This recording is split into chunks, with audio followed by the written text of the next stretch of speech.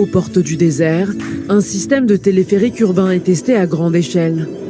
Suspendues à des câbles, ces cabines sont capables de se déplacer d'une station à l'autre à la vitesse de 150 km/h. Pour cet ingénieur russe, c'est l'avenir du transport. Bienvenue dans le futur. Selon les versions, ces cabines pourront transporter de 6 à 30 personnes et leur fréquence pourra s'adapter au nombre de passagers.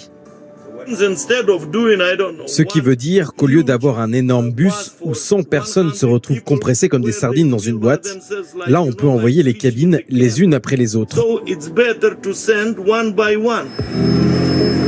Électrique et silencieux, ce métro suspendu à des câbles pourrait connecter des immeubles dans des centres densément peuplés comme Dubaï, mais aussi relier des villes entre elles sur de plus longues distances, comme l'imagine ce clip de promotion. Il est possible de le faire fonctionner dans le désert, des zones inondées ou des reliefs difficiles d'accès. Déjà connue en montagne, cette technologie simple et efficace n'a pas besoin de pilote pour fonctionner. Une pièce comme celle-ci est faite pour superviser 50 à 100 véhicules, puisque quasiment tout est automatique. Une solution adaptable pour le transport du fret.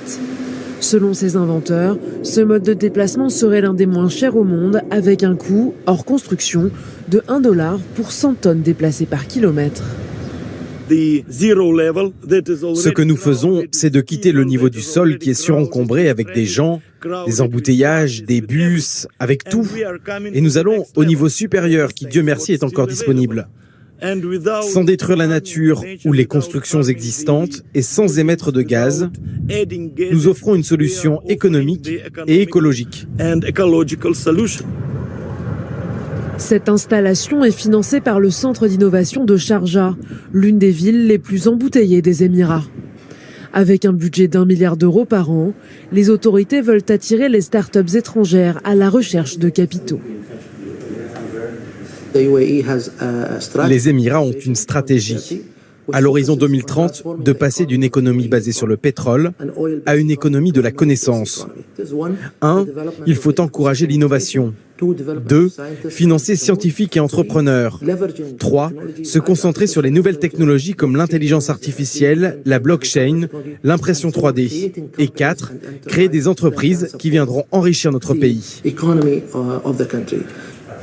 Les villes émiriennes de Sharjah et de Dubaï devraient être les premières au monde à installer ce téléphérique urbain. Une étape avant d'exporter ce moyen de transport à l'étranger.